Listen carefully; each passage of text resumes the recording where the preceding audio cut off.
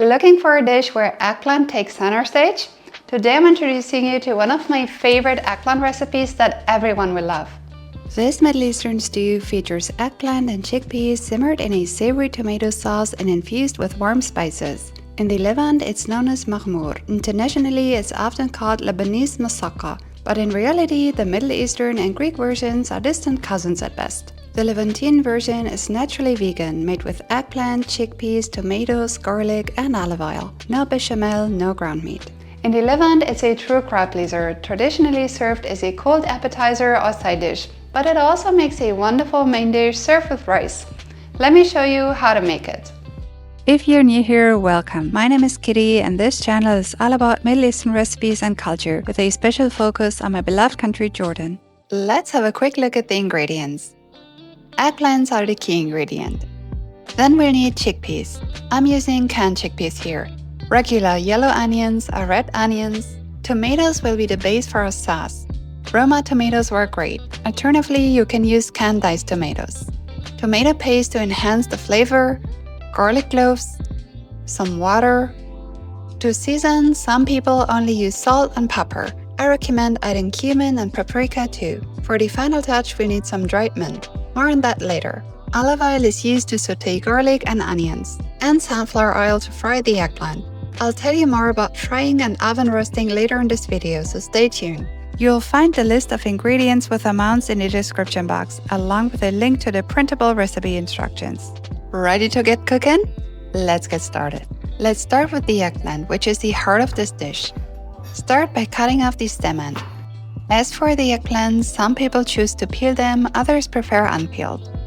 I personally recommend peeling and alternating layers. To do so, peel the eggplant lengthwise, removing every other stripe to create that characteristic zebra pattern. This method isn't just for looks, it actually helps balance the flavor and texture of the eggplant in the final dish.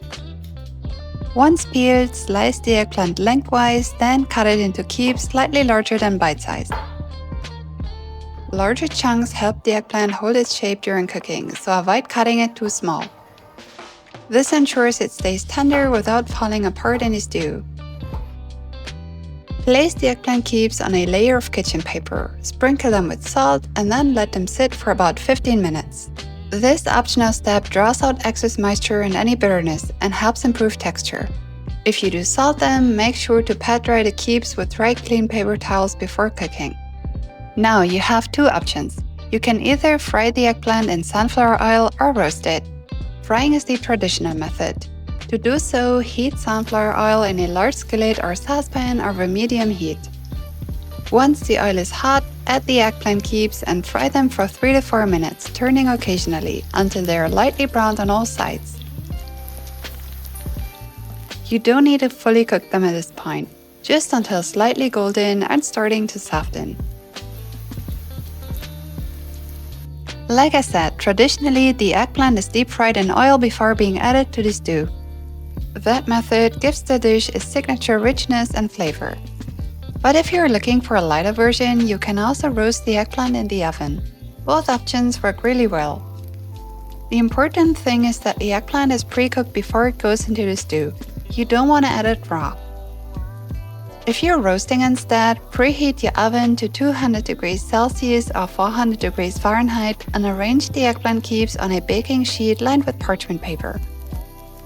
Lightly drizzle or brush with olive oil, then roast them for about 20 to 25 minutes. You want them to be tender but not completely done. Once they're done, remove them from the oil and set them on kitchen towels to soak up any excess oil. While the eggplant is frying or roasting, you can prep the remaining ingredients.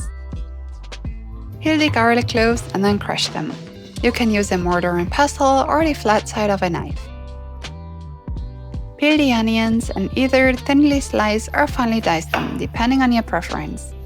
I personally prefer onion slices for this specific dish as they add to the texture, but that's up to you. As for the tomatoes, you can use canned diced tomatoes or fresh Roma tomatoes. It's tomato season here, so we're going for fresh tomatoes. If you're using fresh Roma tomatoes, you can just go ahead and finely chop them or peel them beforehand. Let me quickly show you how. To peel them, make 2 shallow cuts on the bottom of the tomato. Add them to a saucepan with hot water and keep them in there for about 10 seconds.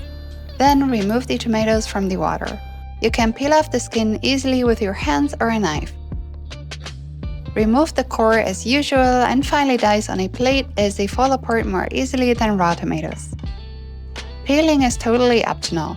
I peel my tomatoes for dishes where I'd like to have a smooth tomato base without bits of skin. Next, we're gonna build the tomato base for our stew. Heat a generous amount of olive oil in a large saucepan over medium heat.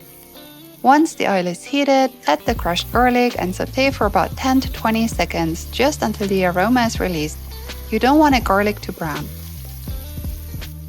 Then add the onions and cook them for another 1 to 2 minutes until they become soft and translucent but not golden.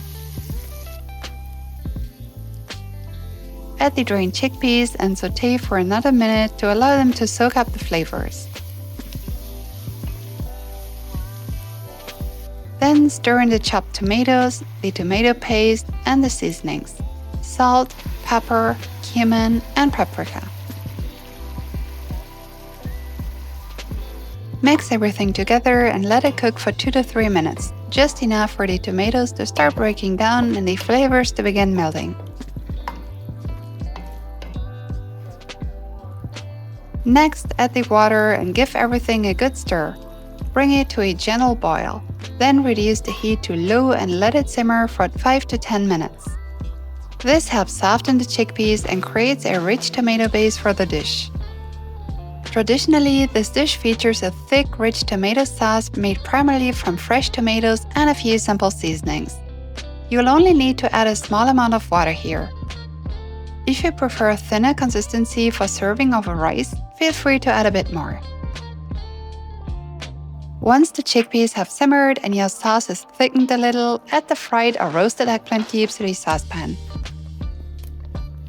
Stir gently to coat the eggplant in the sauce. Then cover the saucepan with a lid and let everything simmer on low heat for another 5 to 10 minutes. The goal here is for the eggplant to become more tender but still hold its shape. It should absorb all those beautiful flavors of our tomato sauce without turning mushy. For the final touch, add some dried mint to the stew towards the end. That's optional but a total game changer. And that's it, your Maghmour is ready. Serve it on a plate or bowl and garnish with some additional dried mint. You can serve it warm as a main dish with rice or as a cold side dish or appetizer with bread. Sauté, enjoy!